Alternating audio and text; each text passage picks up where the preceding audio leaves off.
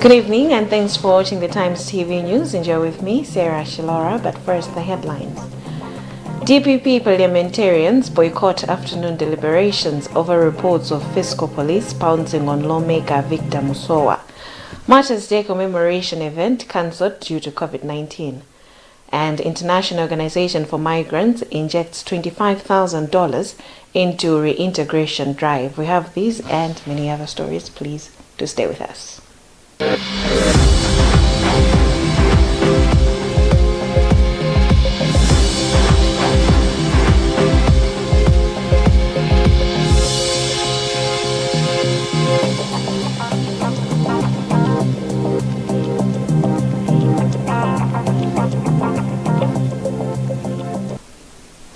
In our first story, some Democratic Progressive Party (DPP) members of Parliament did not attend afternoon deliberations after reports emerged that fiscal police have pounced on lawmaker for Mulanje Bali, Victor Musowa, over Constituency Development Fund.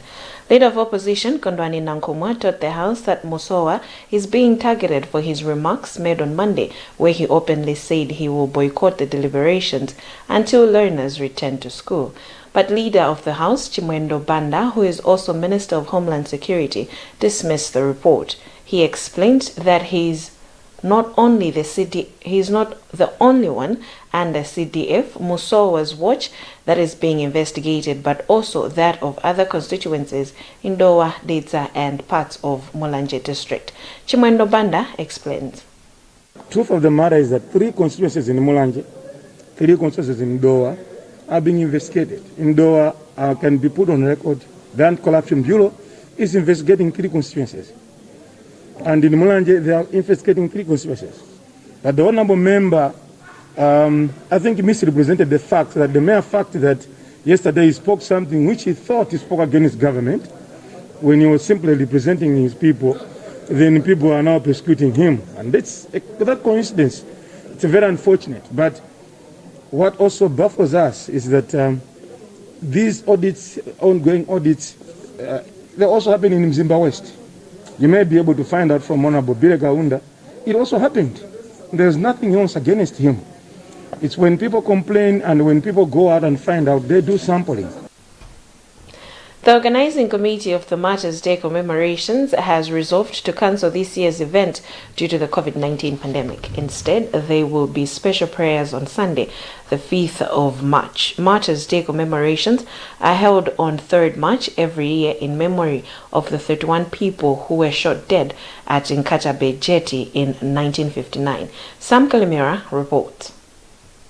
3rd March invokes solemn memories. It is a day Malawians show respect for the noble men and women who braved bullets, suffered imprisonment, and all forms of humiliation during the fight for Malawi's freedom. Chairperson of the organizing committee, Paul Nazombe, said the bereaved families, the clergy, and chiefs resolved to cancel the event after realizing that it would not be easy to manage multitudes of people who come for the annual commemorations. We looked at the bigger picture, the safety of everybody.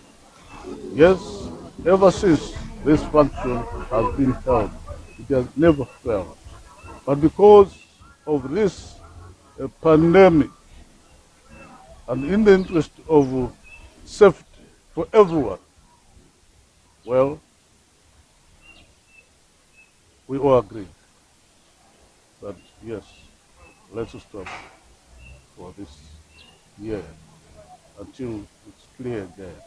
Nazombe said Malawians can still remember the fallen heroes in their respective homes as the day was declared a holiday since independence. He, however, said bereaved families will have a clean-up at the memorial pillar and at Kakumbi Cemetery, where 28 people were buried. Meanwhile, the committee has announced that the government has committed to take over the next events by, among others, taking care of the budget. James Tawe, 72, whose father, Isaac Tawe, is one of the martyrs, commends the government for the move, saying this has been their long-time plea to have the commemorations as a national event. We are happy because the government has come in and has taken over the day that it will be running all the affairs of the ceremonies.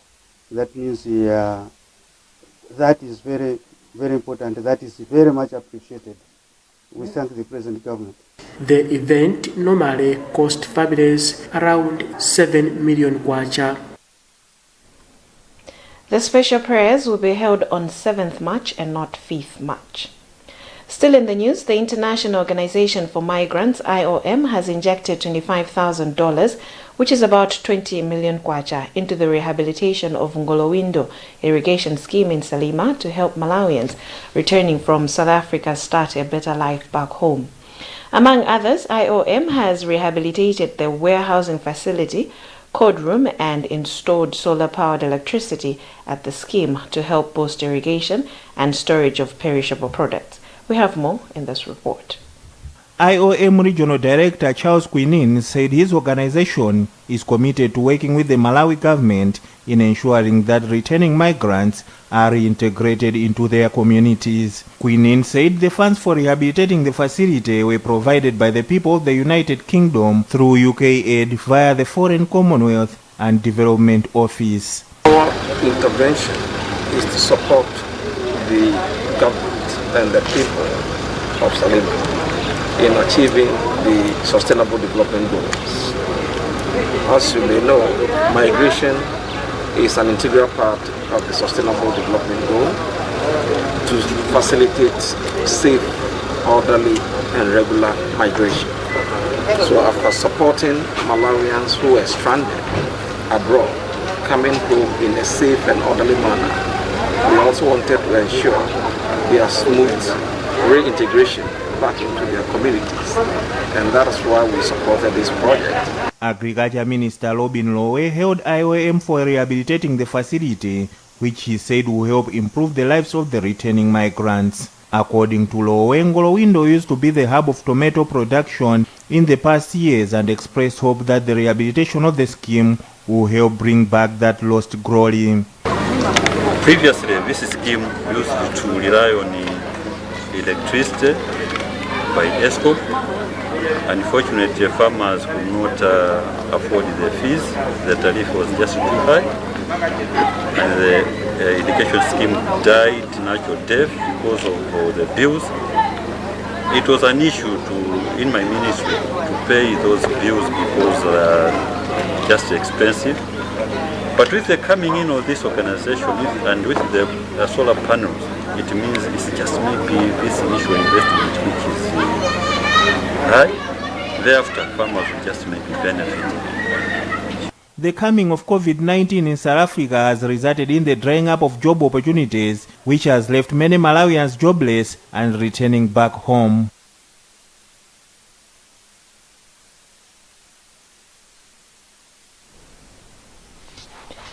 About 3 weeks after the National Economic Empowerment Fund, NEF, resumed loan disbursement, figures show that women groups are topping the list of beneficiaries. So far, about 1.3 billion kwacha has been disbursed. The fund's officials say they have so far received applications from 907 groups, which comprise 634 groups of women, 238 groups of youth, and 35 mixed groups of men and women. Feston Malegezo has filed this report. National Economic Empowerment Fund Public Relations and Marketing Officer Waiton Kapasule says the process is continuing and will overlap with the second phase of individual loans that starts this month. Kapasule says they expect the figure to go up as more applications are being processed. But some youth in Mzuzu, trading under Mzuzu Youth Caucus, have blamed NEF of keeping a tight lead on information relating to access to loans. Chairperson of the caucus, Umziani Nkoma, says the development is leading to some youth groups failing to be considered for the loans. But Kapasule says NEF changed loan procedures and processes to seal the glaring gaps in controls that were noted from the 2020 Central Internal Audit Unit report. He said the aim is to ensure that the loans go to credible borrowers that can be traced and eventually repay. So we understand the concerns, but our process is not secretive, but sometimes the youth are not responsive, and sometimes they drop up the process along the way because of the watertightness of the process that the government has put in place this year. So we ensure that we at least meet them, help them, and ensure that their applications are complete. And in the next phase of the borrowers that we want to publish, at least we can ensure that we have got a huge number of youth groups that have been approved and have received their loan. He further said in Mzuzu City they received 28 loan applications and 28 were sent back and only 2 were approved. NIF, a public institution, was given 75 billion kwacha to loan out to Malawians. The microfinance facility is expected to give out at least 5 billion kwacha by March and 40 billion kwacha by June this year. Deputy Minister of Local Government Halima Daud has discouraged chiefs from using the civil courts to resolve their chieftaincy wrangles. The Deputy Minister says currently there are several unresolved cases in the courts. Daudi said this is delaying development projects in their respective areas. Matthews Kasanda has more details in this report. The Deputy Minister has urged chiefs to settle their disputes through contact and dialogue other than rushing to the courts. Daudi gave the advice in Lilongwe on Monday when she elevated traditional authority Malili of Lilongwe to senior chief. She has further advised chiefs to desist from partisan politics and focus on development. When you just came into government, you found out that there were a lot of wrangles in between the chiefs. So there are a lot of cases in their courts. So we are trying to advise our chiefs not to go to court when there are some wrangles in the areas. They should sit down, talk about it, and come to an agreement. Because if they take the case to courts, it takes so long and it derails development in the area. So we're urging the chiefs to sit down, discuss about amicably, and come to a conclusion. Senior Chief Malili agreed with Daudi, saying it's not right for the chiefs to be rushing to the courts. Daudi also urged chiefs to lead their subjects in adhering to COVID-19 prevention measures. Minister of Gender, Children, Disability and Social Welfare, Patricia Kaliati, has warned of tougher punishment for perpetrators of defilement. She made the statement on Tuesday in Lilongwe when she visited Kawale police station, where a defilement suspect was being held. The minister said it is worrisome that the cases keep escalating despite several interventions against the malpractice. Kaliati since urged mothers with girl children to be very open with their words regarding sexual matters. Kaliati explains. But we are telling the nation to say this is very pathetic. As men, we trust that they created in the God's image, and God has never been harsh to Malawi, to the people, or to the Creator, to the created people. So we need also to follow that. As men, we respect you. I think you've got to follow and respect the children and the mothers as well. The message to the mothers when you are going into marriages, know who is dating you and who is marrying you. Sometimes men, when they're marrying a woman who is having children, they're doing that deliberately to have a number of women within a house setup. So these stepchildren, some of the men, they take them as their wives. It's really very pathetic, and let them be cursed because of this. We believe that the law is going to take its course and the legislations are going to be followed. And you must be the person who is going to set the messages to other men who are doing this. Remember, you're watching the news on Times TV. We'll be right back soon after this break.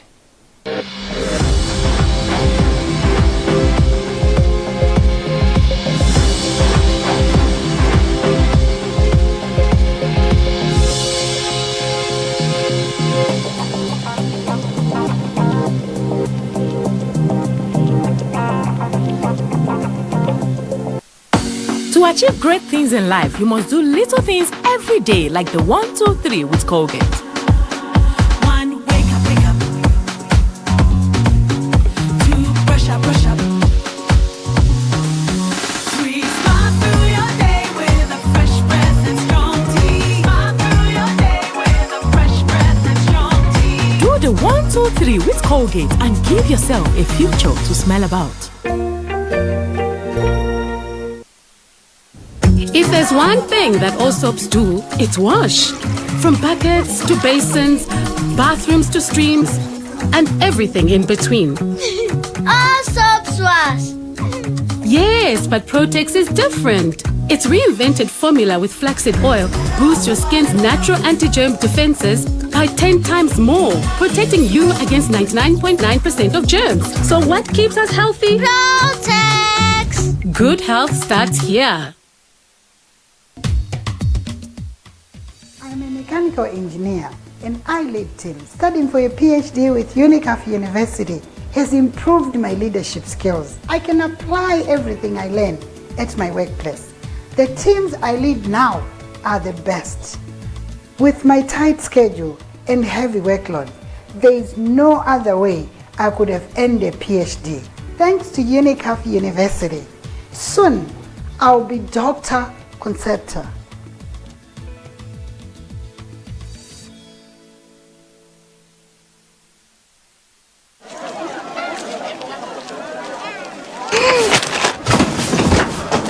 Do your gums hurt? Yeah. Does your toothpaste contain sage, eucalyptus, myrrh, chamomile? All that in one toothpaste? Yes, try Colgate Herbal. Colgate Herbal contains nature's best herbs and Colgate's fluoride technology to give you strong teeth and healthy gums. Ah, Colgate Herbal. Let's go. Colgate Herbal for strong teeth and healthy gums naturally.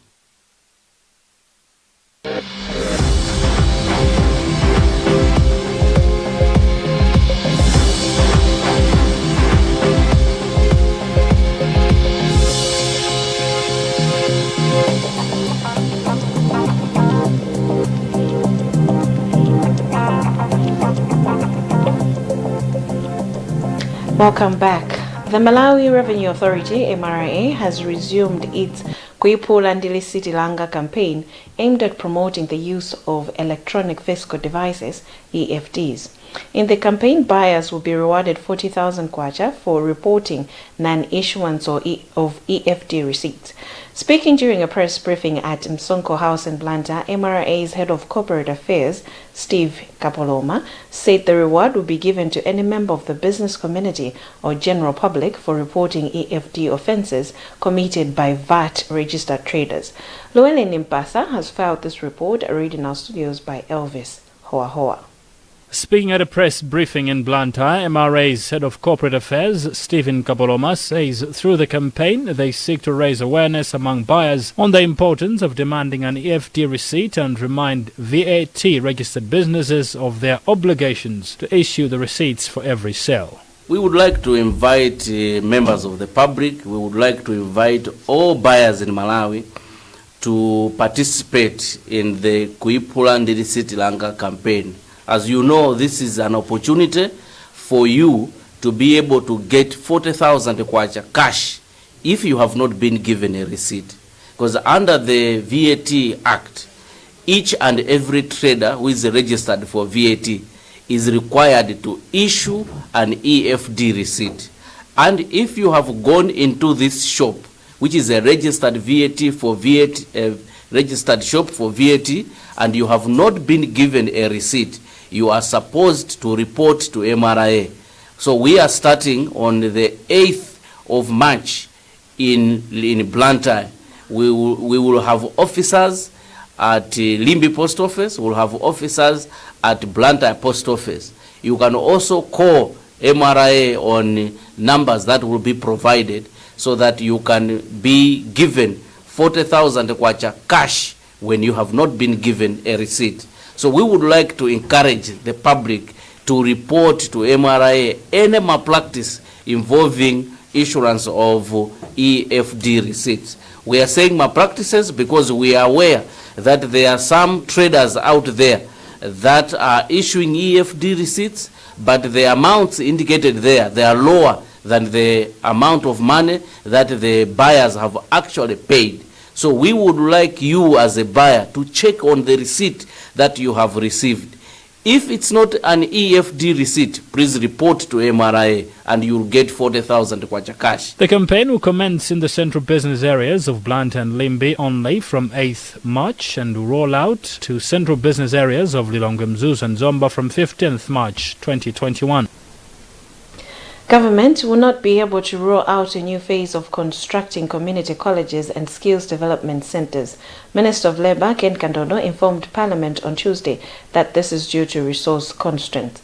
Kandodo said the government's priority is to complete construction works on 13 community colleges currently underway in several districts. Audrey Kapalamula reports.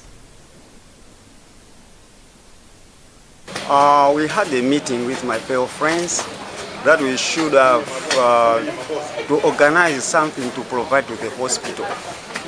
Since our friends who are doing well, like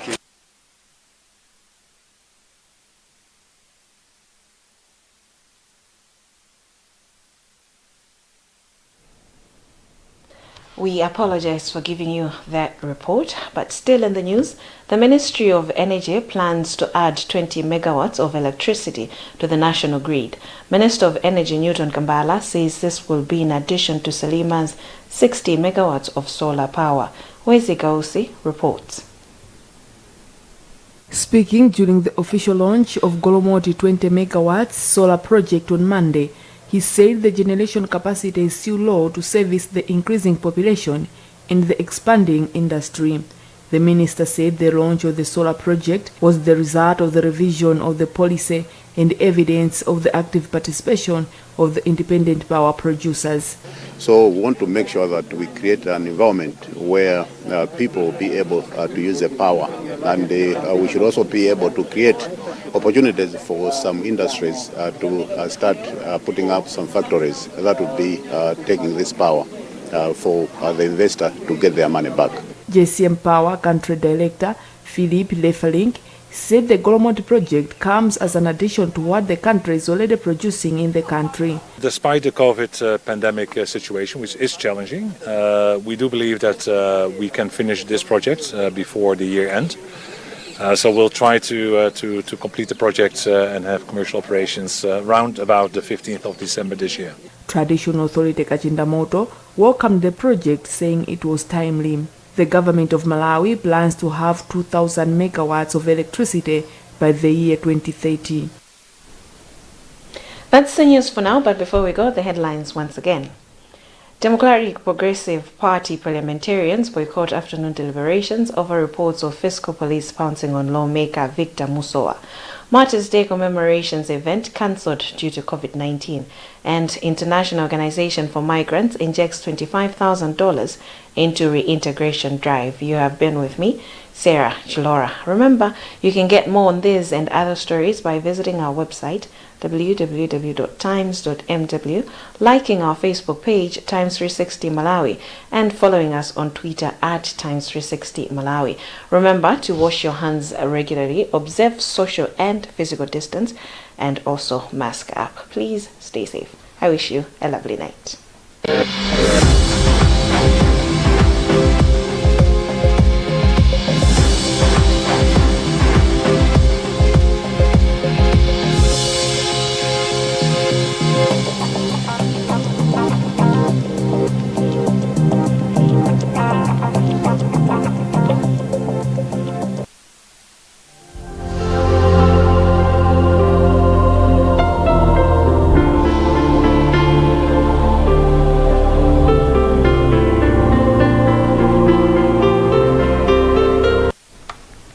Good evening, I am Gary Samati and I'm here with a weather report.